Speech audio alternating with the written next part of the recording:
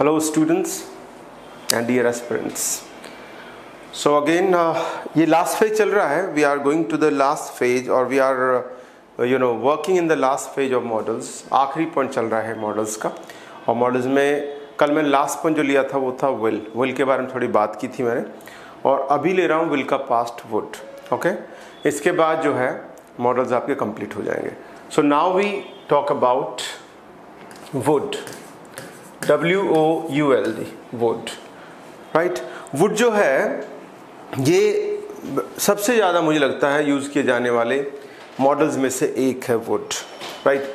जब आप देखते हैं कि वुड का प्रयोग रिक्वेस्ट के लिए भी किया जाता है. You use would for in place of use to that is use for past habits और पास्ट फ्रीक्वेंट एक्शंस.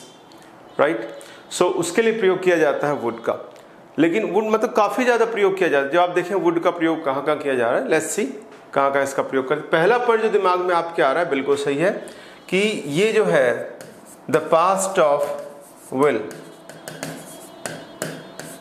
का पास्ट है. Right. The past of will पहला पॉइंट ये. लेकिन ऐसा जब होता है कि जब ये पास्ट होता है विल का तो एक बात ये होती है कि ये ज़्यादातर नरेशन में ऐसा होता है. When you do transformation, when you change a direct sentence into indirect sentence, then you need would in place of will. So अगर हम कहते हैं मान लीजिए he said, right, I will go now. तो अगर ये सेंटेंस बोला गया है, इसका इनडायरेक्ट में चेंज करना है तो क्या हो जाएगा? He said that I would become he and will become would. Now become then. So will become would. Okay. Will become would.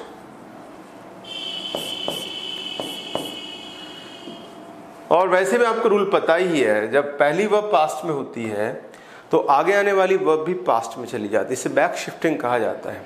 Back shifting का मतलब ये होता है पहली वर्ब के अनुसार दूसरी वर्ब को डिसाइड करना. ये कहलाता है आपका बैक शिफ्टिंग. तो बैक शिफ्टिंग के नियम के अनुसार ये जो विल है ये वुड बन जाएगा. ठीक है. तो he said that he would and go then. तो पहला पॉइंट ये है कि विल का पास्ट वुड होता है. नंबर एक बात ही ध्यान. लेकिन ऐसा ज़्यादातर कब होता है? नरेशन में, इनडायरेक्ट सेंटेंसेस में. जब आप चेंज करते हैं सेंटेंस तब ऐसा होता है. इसके अलावा वुड के अपने प्रयोग हैं, वो देख लेते हैं. एक और बात ध्यान रखिएगा, थोड़ा कम बात की जाती है इसके बारे में कि वुड जब आता है तो ये यूज्ड टू की तरह भी काम करता है. यूज्ड टू तो आप जानते ही हैं. राइट. ऐसा हुआ करता था, वे खेला करते थे, हम पढ़ा करते थे. ऐसे वाक्य में यूज्ड टू आता है जिसके हम पिछले वीडियोस में बात कर चुके हैं. और अब आप कहें सर यहाँ क्या बताना जा रहा हूँ? यहाँ मैं आपको जो बताने जा रहा हूँ ये है कि वुड का प्रयोग जो है यूज्ड टू के स्थान पर भी किया जा सकता है. मतलब यूज्ड टू के स्थान पे आप वुड लगाएं तो भी सही होगा. जैसे फॉर एग्जाम्पल देखिएगा, अगर मैं कहता हूँ I used to see him in the seminars. Right. तो ये जो यूज्ड टू आ रहा है इसका मतलब क्या हुआ कि मैं उससे अक्सर सेमिनार्स में मिला करता. सेमिनार्स क्या होते हैं? सेमिनार जहाँ पर चर्चा या गोष्ठी होती है, किसी विषय पर बातचीत की जाती है प्राय एक्सपर्ट्स के द्वारा. ऐसे एक जगह को, ऐसे एक अकेजन को कहा जाता है सेमिनार. ओके. जहाँ पर विद्वान किसी विषय को लेकर चर्चा करते हैं उसे सेमिनार कहा जाता है. तो I used to see him in the seminars. तो यूज्ड टू जो है इसके स्थान पर आप वुड का प्रयोग भी कर सकते हैं. WOULD would.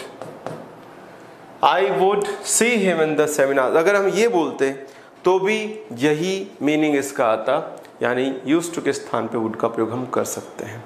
ओके. तो एक पॉइंट आपको ये भी ध्यान रखें. हिंदी अर्थ अगर आप लें तो मिला करता था. राइट. देखा करता था, ये वाला. तो यहां पर आ गया, मान लीजिए इसका मीनिंग जो होगा वो यूज्ड टू सी का मिलना. मिला करता था, तो वुड का मतलब वही आएगा, मिला करता था। तो यहाँ वुड जो है इसका सिमिलर वर्ड क्या है, यूज्ड टू। तो एक ये थोड़ा सा आपके लिए नया हो सकता है, लेकिन इज इट ऑल करेक्ट, बिल्कुल सही है। तो याद, इट इज़ ऑल करेक्ट, बिल्कुल सही है, ध्यान रखिएगा। तो वुड जो है वो यूज्ड टू के स्थान पर भी आ सकता है, राइट। आगे बढ़े, ठीक है, एक पॉइंट आपको ध्यान रखना है। नेक्स्ट देखिएगा, जो सबसे ज़्यादा कॉमन है वो उनकी बात कर लेते हैं। एक ये होता है कि आई, आपने सुना होगा, would like to have you in my team. I would like to have you in my team. इसका मतलब बोलने वाला अपनी पसंद, अपनी चॉइस को बता रहा है। जब आप अपनी चॉइस या पसंद बताना चाहते हैं, आपको क्या करना अच्छा लगता है, आप क्या करना पसंद करेंगे, तो आप प्राय वुड लाइक या वुड लव का प्रयोग करके आगे टू इन्फिनेटिव लगाते हैं, जैसा कि आप यहाँ पर देख रहे हैं। I would like to have you in my team. एक व्यक्ति जिसे खिलाड़ियों को चूज करने के लिए कहा गया कि आप अपनी टीम में अपने खिलाड़ी रख सकते हैं, वो किसी से कह रहा है कि किसी व्यक्ति से कह रहा है कि आप मेरी टीम में तो अच्छा लगेगा मुझे, तो कह रहा है I would like to have you in my team. तो यहाँ पर देखिएगा वुड लाइक क्या दिखा रहा है, तो यहाँ पर बताइएगा वुड लाइक दिखा रहा है चॉइस या फिर ओपिनियन। ओपिनियन क्या होता है, मत, अपना प्रेफरेंस, या फिर आप उसको कह सकते हैं प्रेफरेंस, ठीक है। प्रेफरेंस, ओपिनियन, चॉइस, उसको दिखाया जा रहा है। तो इनमें से कोई भी आ सकता है, बस ज़्यादा एग्जाम में प्रेफरेंस के नाम से ज़्यादा मिल सकता है, या आपको दिमाग में जो रखना है ऐसे वाक्यों को रखना है प्रेफरेंस के लिए। तो आपसे अगर कोई ये पूछे कि यहाँ पर वुड क्या दिखा रहा है, तो उसे बताइए प्रेफरेंस। प्रेफरेंस क्या होता है, प्राथमिकता, प्रायोरिटी, उसे कहते हैं प्रेफरेंस। आप चाहें तो इसको प्रायोरिटी भी कह सकते हैं, ठीक है, प्रायोरिटी। तो choice, opinion, preference and priority, these words can be used to show what meanings this would has, okay। और देखिएगा ये अन्य पर्सन के साथ भी आता है, you के साथ नॉर्मली नहीं आता, she थर्ड पर्सन के साथ आता है ऐसा ही प्रयोग, फर्स्ट के साथ आता है, you के साथ अक्सर कम आता है। you के साथ क्यों नहीं आता है, रीजन ये है कि you की जो सामने खड़ा है उसके बारे में हम क्या जाने, वो जब सामने खड़ा है तो वो अपनी चॉइस या प्रेफरेंस खुद बताएगा ना। आप थोड़ी करोगे वो ऐसा करना पसंद करेगा, आप थोड़ी कहोगे वो ऐसा करना चाहेगा, नहीं। जो सामने व्यक्ति खड़ा, हाँ तीसरे के लिए कह सकते हो, तीसरे व्यक्ति ने, ही शी ने आपको मान लो अपनी चॉइस या प्रेफरेंस बता रखा है, तो आपने आकर उनकी तरफ से कहा कि वो ऐसा करना चाहेगी या ऐसा करना चाहेगा। लेकिन जब सामने कोई व्यक्ति खड़ा है तो वो थोड़ी, उसकी बात थोड़ी आपको, वो खुद अपनी बात कह लेगा। हाँ, अगर वो गूंगा है या विकलांग है या बोल नहीं पा रहा है और आपको संकेतों में समझा दिया तो आप दूसरे व्यक्ति को बता सकते हो, अदरवाइज यू के लिए हम प्रयोग नहीं करते, इसे अवॉइड करना चाहिए। तो फर्स्ट पर्सन के साथ सही है, थर्ड के साथ सही है, सेकंड को अवॉइड करें, ओके। तो यहां देखिएगा she would like to go by bus. अब देखिए उसकी चॉइस क्या है, वो बस से जाना पसंद करेगी। शी वुड लाइक आ गया, उसके बाद टू फर्स्ट फॉर्म। एक और बात ध्यान रखिएगा, इन वाक्यों में वुड लाइक के बाद, वुड लव के बाद टू फर्स्ट फॉर्म अक्सर आता है, आप देखिएगा ज्यादातर, ठीक है। तो वुड लाइक, वुड लव भी आ सकता है, लव का मतलब ही लाइक ही होगा यहां पर। जैसे एग्जाम्पल देखिए, आई वुड लव टू,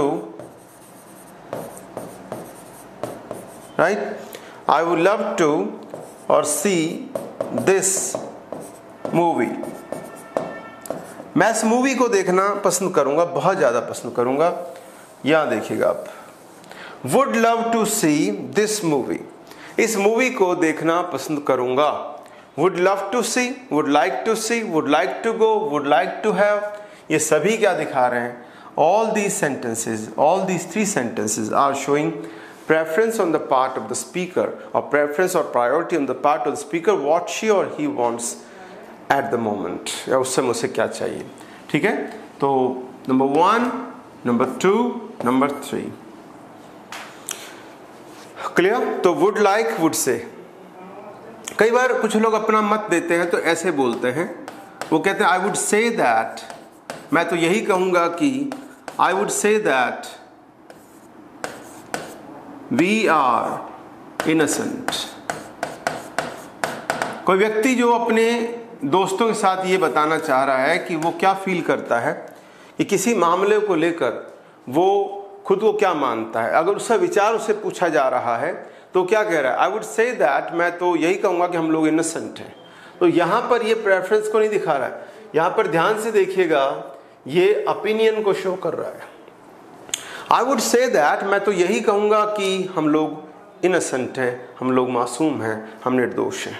ये प्रेफरेंस नहीं दिखा रहा है, ये दिखा रहा है उसका मत या विचार क्या है किसी बात को लेकर, ये उसे शो कर रहा है। ओके, तो ये ऐसे वाक्य अगर आपको मिलते हैं वुड के साथ तो ये चॉइस, प्रेफरेंस, ओपिनियन को शो करते हैं। ओके, ये था थोड़ा सा वुड के बारे में कुछ और पॉइंट। आगे और चलते हैं, वुड के बारे में और बातें करते हैं। एक जो वुड का प्रयोग किया जाता है उस प्रकार से किया जाता है, वुड यू। वुड यू के बाद कई बार लाइक, राइट, और उसके बाद टू फर्स्ट फॉर्म, जिसे ग्रामर की भाषा में टू इन्फिनिटिव कहते हैं, वो आता है। और अगर हम यहां देखें एक और आ सकता है, सीधा ही पूछ सकते हैं, वुड यू टेक कॉफी। अब आप कहें सर ये क्या शो कर रहा है, would you take coffee. Would you take coffee किसी से ये इसको माना जाता है ये politely you are offering something, इसलिए इनका नाम है पोलाइट ऑफर। पोलाइट ऑफर को दिखाने के लिए भी वुड का प्रयोग किया जाता है। और ऐसे वाक्य प्राय जो मिलेंगे आपको वो क्वेश्चन के रूप में मिलेंगे, ठीक है, पूछा जाएगा। अब आप कैसे कोई जवाब देना चाहे तो क्या देगा, वुड से ही देगा। पिछले वाक्य में आपने देखा था जब मैंने कहा था प्रेफरेंस को शो करता है, तो अगर आप ये कहते हैं कि वुड प्रेफरेंस को शो कर रहा है, राइट, तो फिर वहां पर वुड का प्रयोग देखिए आप ऐसे किया जाएगा, जैसे would you like to first form, would you like take coffee. ये तो हो गया स्ट्रक्चर की बात की है मैंने, ये तो स्ट्रक्चर है मान लीजिए कि ऐसे वाक्य बनते हैं। और ये आपके सामने एक वाक्य आ गया, और देखिएगा सेंटेंसेस, वुड यू। और ऐसे वाक्यों में ज्यादातर यू जो सामने वाला होता है, जिससे आप ऑफर किसको करेंगे, सामने वाले करेंगे। सामने व्यक्ति बैठा उसको आप यू कहेंगे ना, वुड यू लाइक टू बोलते हैं, अक्सर सुना होगा आप लोग, वुड यू। और ये देखिएगा वुड यू कम विद मी, कई बार सीधे ही लाइक की आवश्यकता नहीं है, क्या आप मेरे साथ आना पसंद करेंगे, ये भी ऑफर दिया जा रहा है किसी को, मेरे साथ चलना चाहो चल सकते हो, would you come to me. इसको ऐसे भी लिखा जा सकता था, would you like to come with me, क्या आप मेरे साथ आना पसंद करेंगे। तो ये दोनों ही बातें एक ही है, इसमें लाइक टू कम का प्रयोग कर दिया है और यहां पर सीधे बोल दिया गया है, दोनों बातें एक ही है। और आप देखिएगा ऐसे सेंटेंसेस इंट्रोगेटिव होते हैं। इंट्रोगेटिव क्या होता है, प्रश्नवाचक, राइट। तो ऐसे जो वाक्य हैं जो जिनसे वुड यू अगर ऑफर या पोलाइट ऑफर की बात कर रहा है तो वाक्य प्रश्नवाचक मिलेगा, प्लस उसमें पर्सन सेकंड होगा, सेकंड पर्सन होगा, प्लस आगे लाइक का प्रयोग किया जाता है, लाइक के साथ टू फर्स्ट फॉर्म का प्रयोग किया जाता है। ऐसे सेंटेंस ऑफर दिखाते हैं, पोलाइट ऑफर दिखाते हैं, ठीक है। और आप कैसे इनका आंसर कैसे दिया जा सकता है, आंसर दिया जा सकता है इनका, अगर इनसे पूछा जाए, आपसे कोई पूछ रहा है would you like to have coffee, तो आप क्या जवाब देंगे, यस आई वॉन्ट। अगर आप कहते हैं हाँ मुझे कॉफी पीनी है, तो आप कहते हैं यस आई वॉन्ट। आप कह रहे नहीं कॉफी नहीं पीनी है, नो। और आप कह रहे मुझे तो पानी ला दो बस, no I would take, right, plain water, मुझे तो बस सादा पानी दे दो। सादे पानी को इंग्लिश में कहते हैं प्लेन वाटर, राइट। तो यस आया तो वुड का जवाब दिया, नो आया तो भी आपने वुड का जवाब दिया, लेकिन आपने अपनी चॉइस क्या बताई, दूसरी चॉइस बता दी कि मुझे तो प्लेन वाटर ला के दे दो। तो अगर ऐसे क्वेश्चंस का आंसर लिया जाता है, जैसे किसी ने ये पूछा है मान लीजिए कि वुड यू टेक कॉफी या would you like to take coffee, तो आपने कहा यस आई वुड, हाँ बिल्कुल। और आपने कहा नहीं मुझे नहीं चाहिए, तो आपने कहा no I would take plain water, नहीं मुझे बस सादा पानी ला के दे दो, ठीक है। तो आप दोनों तरह से जवाब दे सकते हैं। ये था वुड का प्रयोग प्रश्नवाचक वाक्य में यू के साथ, सेकंड पर्सन के साथ पोलाइट ऑफर को दिखाने के लिए।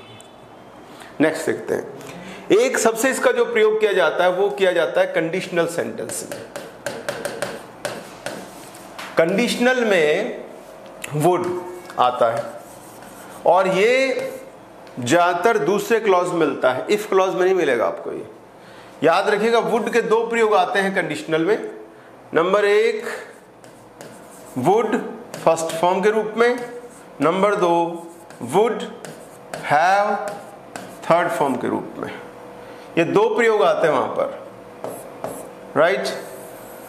अलग अलग कंडीशनल सेंटेंसेस हैं, वहां पर वुड को ऐसे प्रयोग किया जाता है। जैसे एग्जाम्पल देखिएगा, इफ शी वर, ये कंडीशनल सेंटेंस है। If she were busy, right, I would help you, I would go with you। यदि वो बिजी हो तो मैं तुम्हारे साथ चल लूंगा। यहां देखिएगा वर आ गया, या इफ दिख रहा है सभी को। इफ के साथ अगर वर दिया जा रहा है, याद रखिए, वैसे शी के साथ वॉज आता है।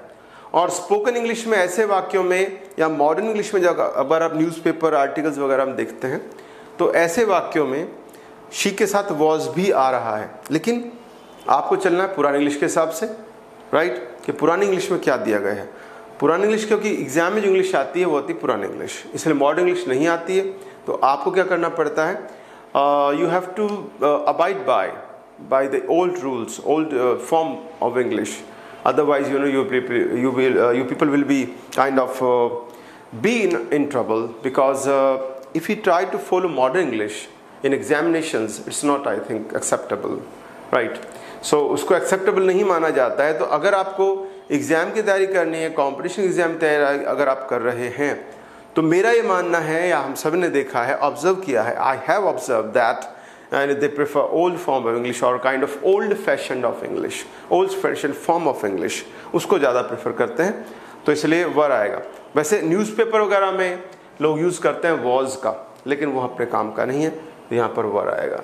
देखिए, याद रखिएगा, ऐसे वाक्यों में जो कंडीशनल सेंटेंस होते हैं, ऐसे जो इफ से शुरू होते हैं, वर आता है, आगे वुड आ रहा है, ऐसे वाक्यों में यहाँ सब्जेक्ट कोई भी हो, ही, शी, इट, आई, कोई भी हो, सभी के साथ वर ही आएगा, वॉज नहीं आएगा। एग्जाम की इंग्लिश में, यानी कि एकेडमिक इंग्लिश में, यानी कि फॉर्मल इंग्लिश में, यानी कि रिटन इंग्लिश में, यानी कि ओल्ड फैशन इंग्लिश में यही आएगा वर, चाहे सब्जेक्ट कोई भी हो। यहाँ पर ऐसे वाक्य में याद रखिएगा।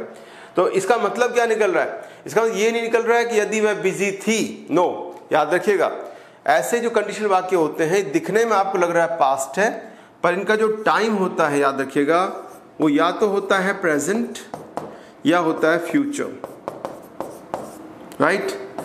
ये टाइम होता है इनका, पास्ट नहीं होता कभी भी। तो if she were busy I would go with you, तो यहां पर देखिएगा वर आ गया, आगे देखो वुड आ रहा है, और इसमें कल्पना की जा रही है। इट्स एन इमेजिनरी सिचुएशन और इमेजिनरी सेंटेंस। एक कल्पना की जा रही किसी स्थिति की, यदि ऐसा हो तो ऐसा हो जाएगा। Okay, such a conditional sentence is used when you are imagining or you imagine something to be happening। जब आप सोचें कुछ हो, लेकिन जो हो नहीं रहा है, which is not kind of possible or which is kind of far distant, काफी दूर है जो आपसे, काफी मतलब मीनिंग की जहां तक हम बात करें, उसमें वो काफी दूर है, काफी आगे है, या तो इम्पॉसिबल है, या फिर वो काफी उसकी संभावना बहुत कम है। तब ये स्ट्रक्चर यूज किया जाता है। कौन सा? इफ के साथ आगे वर के बाद आगे वुड फर्स्ट फॉर्म, और ये होने की बात करता है। याद रखिएगा, ये होना उसकी बात कर रहा है। If she were busy I would go with you, यदि वो बिजी हो तो मैं तुम्हारे साथ चल सकता हूं या चलूंगा, राइट। तो मैंने कहा ना, फ्यूचर की बात करता है, ये पास्ट की नहीं है। यदि वो बिजी होता तो मैं तुम्हारे साथ चलता। No, don't say this word, this sentence like this. You should say that if she were busy I would go with you, this is better, okay, this is good. तो इसका ट्रांसलेशन भी आपको ऐसे ही करना है, ठीक है। तो कंडीशनल वाक्यों में वुड फर्स्ट फॉर्म का प्रयोग किया। एक और बात बता दूं आपको कि एक तो इसका प्रयोग ये है, एक दूसरा ये प्रयोग है, वुड हैव थर्ड फॉर्म। अगर वुड हैव थर्ड फॉर्म आता है तो यहाँ फॉर्म चेंज हो जाएगा, करके दिखाता हूँ आपको, देखिएगा। जैसे ही आगे देखिएगा, if you had taken care, if you had taken care they would have or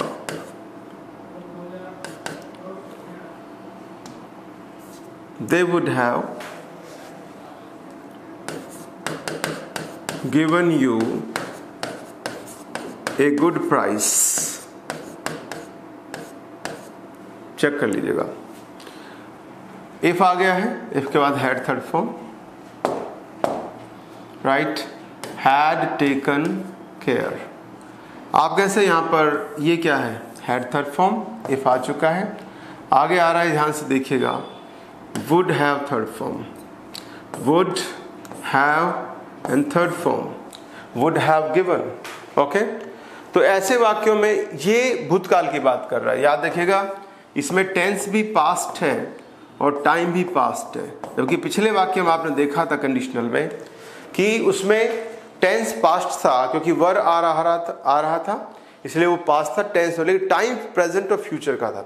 इसमें क्या है, इसमें टेंस भी पास्ट का है, टाइम भी पास्ट का। यदि तुमने थोड़ा ध्यान रखा होता, टेक केयर का मतलब ध्यान रखना होता, यदि तुमने थोड़ा ध्यान रखा होता तो वे तुम्हें एक अच्छा मूल्य देते, लेकिन तुमने ध्यान नहीं दिया, लापरवाही करी डील करने में, और वे तुम्हें सस्ता मतलब कम पैसा दे गए किसी उस काम को करने के लिए। ठीक है, अगर तुम ध्यान रखते, if you had taken care, right, तो they would have given you a good price. तो इसका मतलब कुछ ऐसा हुआ भूतकाल में जो अब पूरा या अब जो है उसको छेड़ा नहीं जा सकता, राइट। तो ऐसा लगता कुछ ऐसा है जो अब जिसको सुधारा नहीं जा सकता। ऐसे वाक्य जिनमें अब इम्प्रूवमेंट या अब उनको छेड़ा नहीं जा सकता, यही स्ट्रक्चर यूज किया जाता है। यदि ऐसा होता तो ऐसा हो जाता, यदि उसे समय पर अगर अस्पताल ले जाते तो उसकी जान बच जाती, परंतु वो मर चुका है। इसका मतलब उसको अब उसको इम्प्रूव नहीं कर सकता, अब उसको करेक्ट नहीं कर सिचुएशन को, राइट।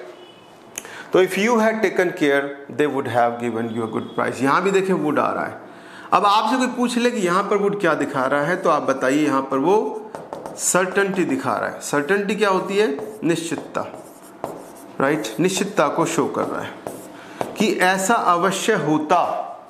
याद कीजिएगा, मैंने जब माइट और कुड पढ़ाया था तब भी मैंने आपको ये बताया था कि अगर वुड के स्थान पर कुड या माइट लगाते हैं तो पॉसिबली ऐसा हो सकता था। अगर मैं ऐसे वाक्यों जो आपके सामने लिखा हुआ है, अगर मैं यहाँ पर वुड के स्थान पे कुड या माइट का प्रयोग करूं तो फिर मीनिंग ये आता कि यदि तुम ध्यान देते, if you had taken care they could have given you a good price, तो संभावना थी कि वे तुम्हें अच्छा मूल्य देते। तो संभावना थी के लिए क्या आएगा, माइट या कुड आएगा।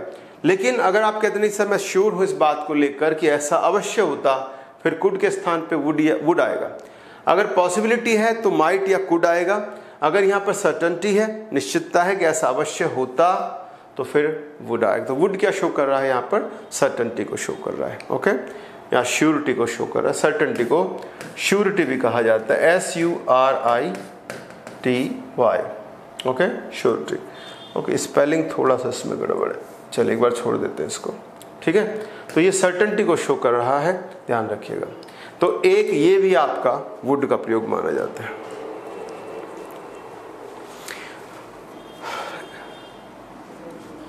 एक पोलाइट रिक्वेस्ट के लिए वुड आता है, आपने देखा होगा। एक तो पीछे भी मैंने किया था पोलाइट ऑफर के लिए, एक आता है पोलाइट रिक्वेस्ट के लिए, उसमें भी वुड यू आता है।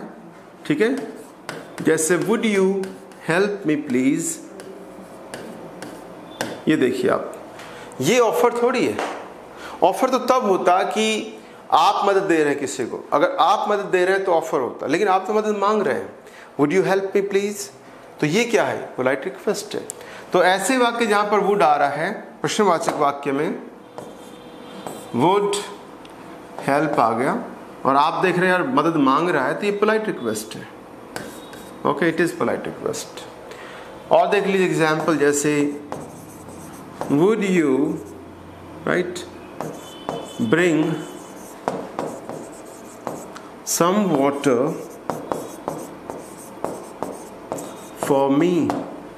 चेक कर लीजिए यहाँ पर वुड क्या दिखा रहा है, फिर से देखें, रिक्वेस्ट है, क्या आप मेरे लिए थोड़ा पानी लाएंगे, would you bring some water for me. तो यहाँ पर वुड फिर से पोलाइट रिक्वेस्ट को दिखा रहा है। इसका मतलब यू सेकंड पर्सन के साथ वुड का प्रयोग प्रश्नवाचक वाक्य में, you use in interrogative sentence would, and when use would in the interrogative sentence, in such sentences we see that the person और the subject the second person that is being used with the would. Would and here would is giving the meaning of polite request. यहाँ पर जो ये would है ये polite request को show कर रहा है, राइट, विनम्र प्रार्थना। और यहाँ पर पर्सन अक्सर सेकंड आता है। कौन सा पर्सन आता है, सेकंड। तो ये थे कुछ वुड के प्रयोग जो आपको ध्यान रखने हैं, राइट।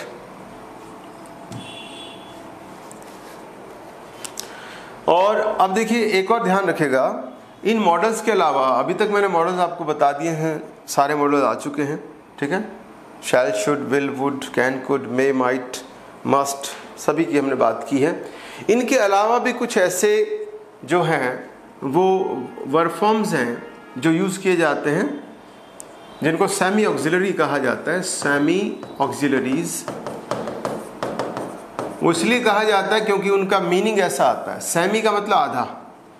सेमी ऑक्सिलरीज कौन कौन से होते हैं, जैसे देखिएगा, बी का मतलब है is am are was were, be going to और फर्स्ट फॉर्म, ठीक है भाई, be going to first form. ये देखिएगा आप, एक आ जाता आपका मान लीजिए सी में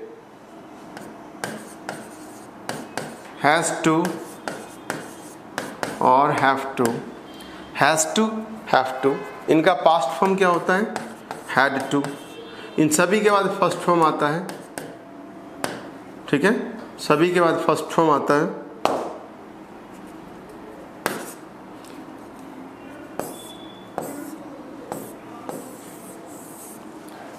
ये दिखाते हैं कंपल्शन, एक्सटर्नल प्रेशर। एक्सटर्नल होता है बाहरी, राइट, मतलब बोलने वाला नहीं चाहता ऐसा हो, पर ऐसा उसे करना पड़ रहा है क्योंकि वो मजबूर है करने के लिए। तो इसे कहा जाता है एक्सटर्नल प्रेशर।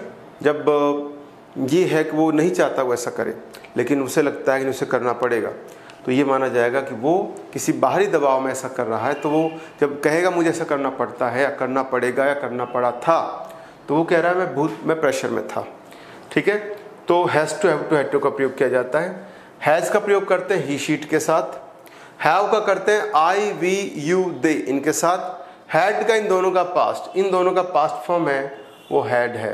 हैज़ का पास्ट भी हैड होता है और हैव का पास्ट भी हैड होता है। बी गोइंग टू जो है ये दो चीज़ दिखाता है, बोलने वाले का इंटेंशन, कि वो क्या करना चाह रहा है।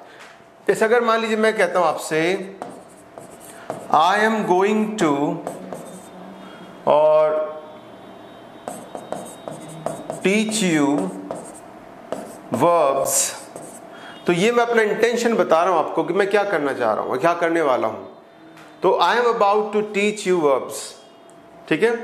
तो यहां देखिएगा एम छोड़ दीजिएगा एक बार, गोइंग टू टीच, ये बी की फॉर्म है। ये बी की फॉर्म कोई भी हो सकती है, is am are was were, right. तो एम गोइंग टू टीच, तो यहाँ पर ही क्या है, मेरा इंटेंशन है। इंटेंशन क्या है, इरादा क्या है कि मैं क्या करने जा रहा हूँ, मैं आपको वर्ब्स पढ़ाने जा रहा हूँ। तो जब आए, अच्छा ये पास्ट भी हो सकता है, जैसे वाक्य देखिएगा, शी वॉज गोइंग टू, ठीक है, और गेट अ न्यू और fridge. She was going to get a new car, चलिए कार कर देते हैं, ठीक है।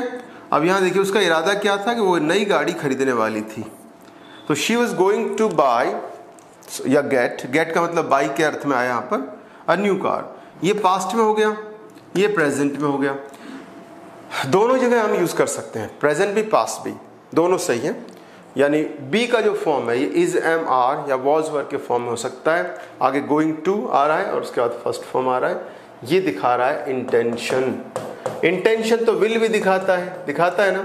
मैंने आपको बताया था कि इरादा विल से भी दिखाया जा सकता है। तो अगर मैं कहता हूँ she will get a new car, तो गलत नहीं होगा। और यहाँ कहता हूँ I will teach you verbs या आई शैल टीच यू वर्ब्स, राइट, तो भी गलत नहीं होगा ये। इसका मतलब ये हुआ कि एम गोइंग टू के स्थान पर अगर विल या शैल का प्रयोग करते हैं तो वो भी इंटेंशन दिखा सकते हैं। तो बी गोइंग टू उन्हीं की तरह काम कर रहा है। अब आपके सर सेमी क्यों कहा जा रहा है? सेमी इसलिए कहा जाता है, दिखते नहीं है जैसे कि हेल्पिंग वर्ब हो, पर एक्चुअली हेल्पिंग वर्ब होते हैं, ठीक है। तो ये दोनों जो है हेल्पिंग वर्ब के रूप में काम करेंगे। इसी प्रकार से देखिएगा, जैसे अगर हम हैज़ टू हैव टू की बात कर लेते हैं, तो मैंने कहा, अगर मान लीजिए मैंने कहा she has to come early, उसे जल्दी आना पड़ता है, इसका मतलब वो नहीं चाहती वो जल्दी आए, लेकिन उसे आना पड़ता है। बॉस का आदेश है, उसके किसी भी मुखिया का आदेश है जो उसे कहता नहीं आपको जल्दी आना पड़ेगा। तो she has to come early, इस वाक्य में हैज़ टू क्या दिखा रहा है? बाहरी प्रेशर को दिखा रहा है, एक्सटर्नल प्रेशर को दिखा रहा है। जो शी है वो नहीं चाहती जल्दी आना, लेकिन उसे आना पड़ता है। और आपके से इसका पास्ट फॉर्म अगर होता तो क्या होता? इसका पास्ट फॉर्म होता शी, राइट, और मैं कैपिटल्स में कर रहा हूं, हैड टू कम अर्ली, उसे जल्दी आना पड़ा, उसे जल्दी आना पड़ा। She had to come early, right, ये आ गया। और I have to go now, अब मुझे जाना पड़ेगा। इसका मतलब ये हुआ बोलने वाला नहीं चाहता कि वो जाए वहां से, लेकिन उसे जाना पड़ रहा है, तभी तो हैव टू का प्रयोग कर रहा है। अगर उसको अपने मन से जाता है, उसे लगा नहीं मुझे लग रहा है कि जाना ही चाहिए, तो मस्ट का प्रयोग करता, आई मस्ट गो नाउ। लेकिन जब आपका सर मस्ट का आ रहा और हैव टू का भी आ रहा है, तो डिफरेंस क्या है? दोनों में ही उसे जाना ही पड़ेगा, लेकिन इसमें उस पर प्रेशर है बाहर से, वो जाना नहीं चाहता पर जाना पड़ेगा। इसमें उसे खुद लग रहा है, सेंस ऑफ रेस्पॉन्सिबिलिटी है कि नहीं मुझे निकलना ही चाहिए, तो मस्ट का प्रयोग करेगा। तो यहाँ पर जो है ये स्पीकर का इंटेंशन है, या स्पीकर जो है स्पीकर्स, और आप कह सकते हैं विश। स्पीकर अपनी इच्छा दिखा रहा है, द स्पीकर्स विश।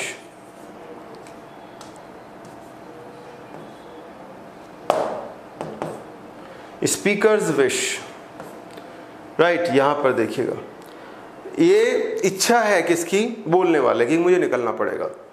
और यहां पर जो है ये दिखा रहा है कि बोलने वाला जाना नहीं चाह रहा है पर उसे जाना पड़ेगा। तो ये हो गया external pressure, it shows external pressure, external pressure को दिखा रहा है। ये फर्क है इन दोनों में, हैव टू में और मस्ट में। याद रखिएगा, अक्सर इनका पास्ट जो लिया जाता है वो हैड टू होगा, मस्ट का भी और हैव टू का भी। Has to, have to and had, must, इनका अगर पास्ट फॉर्म लिया जाता है तो हैड टू का यूज़ किया जाएगा, ठीक है। एग्जाम में ऐसे क्वेश्चन आ जाते हैं, कई बार नरेशन में आ जाते हैं, डायरेक्ट में आ जाते हैं। जब मस्ट को चेंज करवाता है पास्ट में, तो याद रखिएगा मस्ट को अगर पास्ट में चेंज करवाए तो आपको हैड टू करना है, हैज़ टू, हैव टू नहीं करना है, ओके, क्योंकि एग्जाम में ऐसा ही मांगता है आपसे।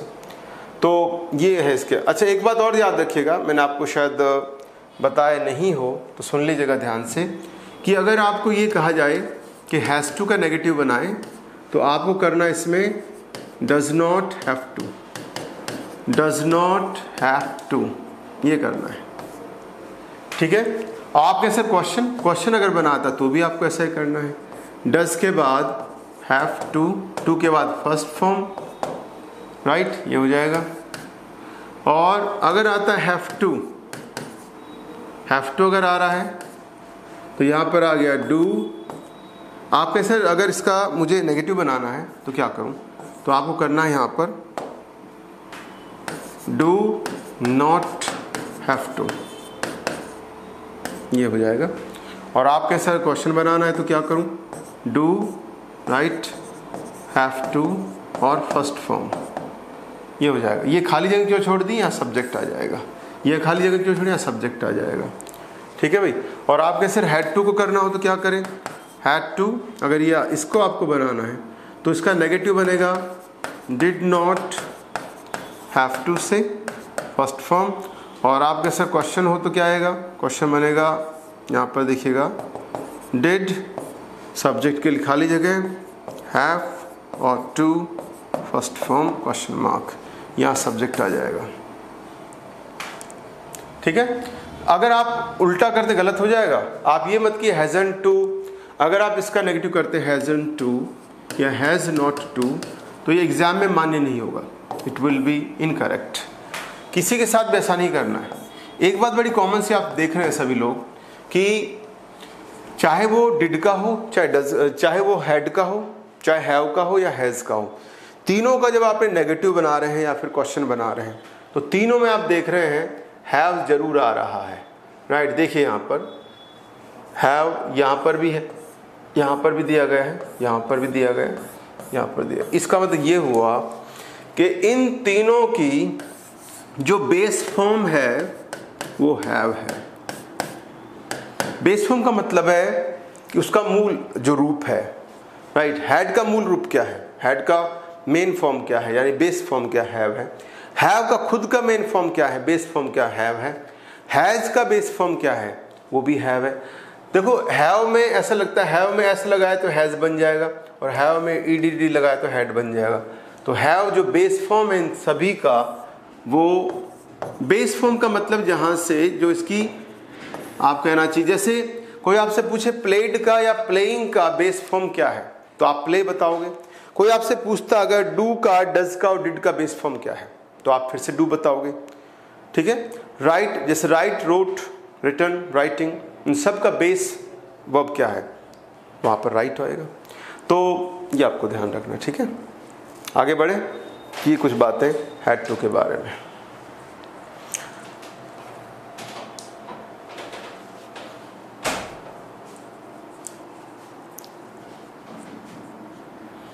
कई बार ऐसे वाक्य मिल जाते हैं जैसे ही में हैव टू गो। अब आपके से ऐसे कैसे वाक्य, बिल्कुल ऐसे भी हो सकते हैं।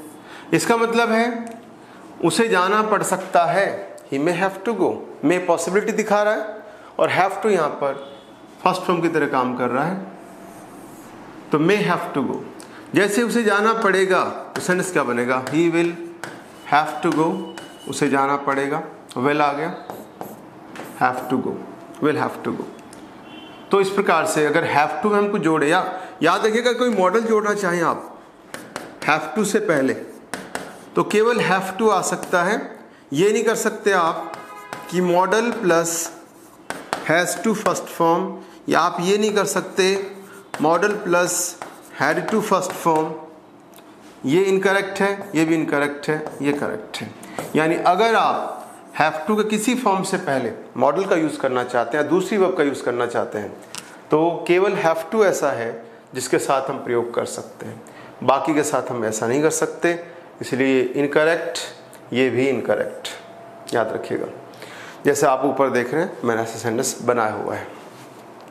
ओके, ऐसा कर लेंगे आप सभी।